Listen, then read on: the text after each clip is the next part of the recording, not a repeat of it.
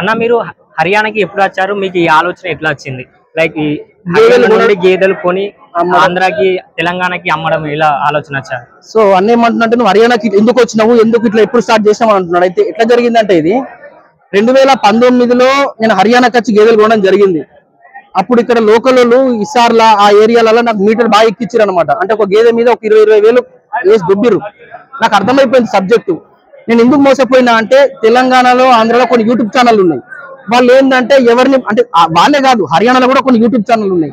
వీళ్ళు ఏం చేస్తారంటే అక్కడ గేదెలు ఉన్నాయి ఇక్కడ గేదెలు ఉన్నాయి అని వేస్తే నేను కూడా నమ్మి ఇక్కడికి వచ్చిన తర్వాత నాకు దెబ్బ పడింది. అసలు ఎక్కడో తప్పు జరుగుతుందన్న విషయం నాకు అర్థమవుతుంది. నేనేం చేసిన అంటే మన తెలంగాణ యూట్యూబ్ ఛానల్ చూడడం మానేసి పంజాబ్ యూట్యూబ్ ఛానల్ చూడడం స్టార్ట్ చేసిన. హర్యానా పంజాబ్ ఇక్కడ లోకల్ యూట్యూబర్ ఛానల్స్ ఏంటంటే రేట్లు జెన్యూన్ చెప్తున్నారు. 2019లో రేట్లు వచ్చేటి 65,000, 70,000, 75,000 ఇట్లా ఉంటుండే.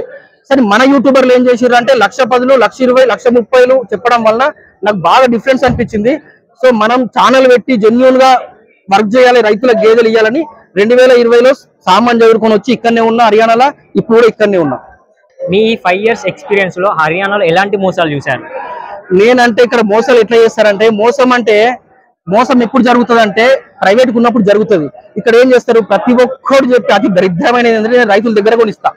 ఇప్పుడు మీరు అక్కడికి వెళ్ళి తెలంగాణకి ఆంధ్రకి వెళ్ళి ఇక్కడికి వస్తారు అవునా, ఇక్కడ ఇండ్ల పొంట నింపుతారు. అంటే ఇక్కడ ఇండ్లు ఎట్లుంటాయి అంటే మన లెక్క ఉండవు. ఒక గేట్ పెట్టుకొని ప్రతి ఒక్కరి దగ్గర ఒక 10 బర్రెలు ఉంటాయి. ఒక 10 బర్రెలు, 8 బర్రెలు, 3 బర్రెలు, 4 ఆవులు ఉంటాయి. ప్రతి ఒక్కరి దగ్గర ఉంటాయి. ఆ రైతు అని ఎక్కడ రాసింది ఉన్నది? ప్రతి ఒక్కరు రైతులే, గేదెల అందరూ రైతులే. అసలు దళాలకి రైతుకి ఏం తేడా? నీకు గేదె కనిపించిందా లేదా కళ్ళ ముందు? నీకు ఎంత కనిపిస్తుంది? హైదరాబాద్ లో డమ్మి గేదె ఎంత అమ్ముతున్నారు, హర్యానాలో ఎంత అమ్ముతున్నారు? మీరు గేదెలు కంపేర్ చేసుకోవాలి, అంతేగాని అమ్మటోడు ఎవరైనా కంపేర్ చేసుకోవద్దు. ఇప్పుడు మీరు తెలంగాణకి వెళ్ళి వచ్చి రైతు దగ్గర కొంటా అని చెప్తారు ఇక్కడ. సో వీళ్ళు మోసం ఎట్లా చేస్తారంటే వాళ్ళకి తెలిసిన వాళ్ళ దగ్గరనే దింపుతారు. ఒక 20 డైరీ ఫామ్లు ఉంటాయి, 10 డైరీ ఫామ్లు. వాడు చెప్తారు అన్నమాట దళాలు గారు ముందే, నేను మీ డైరీ ఫామ్ కు నా రైతు వస్తున్నాడు తోలుకొస్తాను, నా గేదెకి ఇంత పెట్టు, 10,000 పెడతావా 15,000 పెడతావా అని అంటాడు. సో ఇదేం చేస్తాడు అప్పుడు దళాలు గాడు? సో అక్కడ ఏమైందనంటే వాడు 2 లక్షలు చెప్తాడు, చెప్పేటోడు అమ్మేటోడు. మన రైతు పక్కలో పడతాడు. దళాలు గారు ఏం చేస్తాడంటే 2 లక్షలు చెప్తుండు అంతానమ్మా, 1,40,000 తీసుకుందామంటాడు, 1,40,000 తీసుకుందామంటాడు, ఇంతే అంటాడు. 1,40,000, 50 మించలేదు అంటాడు. అది ఉండేది 1,10,000. వీడేం చేస్తాడు, వీళ్ళు ఏం చేస్తారు అట్లా ఒక 10-20,000 రైతు మనసు ఎక్కడ దాకా ఉంది, ఎంత దాకా పెడతాడో గుంజి ఆ ఫైనల్ ప్రైస్ ఫిక్స్ చేస్తారు.